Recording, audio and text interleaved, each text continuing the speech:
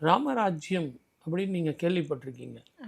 இன்னும் 100 ஆண்டு காலம் இல்லை, எத்தனை யுகங்கள் மாறினாலும் ராமராஜ்யம் வரவே வராது, ராமராஜ்யம் மாறவே மாறாது. ஆனா என்னுடைய ராமன் அரசாட்சி செய்யும் போது விதவைகளே கிடையாது, அண்ணன் தம்பி பங்காளிகள் சண்டையே கிடையாது, ஒருத்தர் சண்டையே கிடையாது, எனக்கு சொத்து பாக பிரிவினை பிரச்சனைகளே கிடையாது. தம்பி இந்த வீட்டை நீ வச்சுக்கப்பா, இந்த நிலத்தை நான் வச்சுக்கிறேன், அண்ணா எனக்கு ஏற்கனவே ஒரு வீடு இருக்குண்ணா நீயே எடுத்துக்கண்ணா. அகால மரணங்கள் கிடையாது, அதனால விதவைகள் கிடையாது. திருமணம் செய்யும் போது ஒருவரை ஒருவர் ஜாதி மதம் இனம் பேதம் இல்லாமல் அண்ணலும் நோக்கினாள் அவளும் நோக்கினாள் அப்படின்னு குரு யாரை சுட்டி காட்டினாரோ அவர்களை தேர்ந்தெடுத்தார். அது மட்டும் இல்லை, தந்தை சொன்னான்.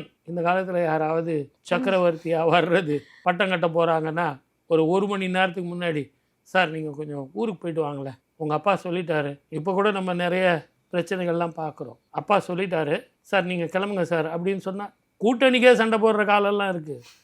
அப்போது அரசாட்சி செய்கிறதுக்கு விட்டு கொடுப்பாங்களா? இன்றைக்கி இருக்கிற தகப்பனும் பொறுமை இல்லை, பிள்ளைக்கும் பொறுமை இல்லை. அப்போ என்ன ஆகும்? இப்படியெல்லாம் வாழ வேண்டிய காலங்கள் வரப்போகுதுன்னு என்னுடைய ராமன் வாழ்ந்து காட்டு.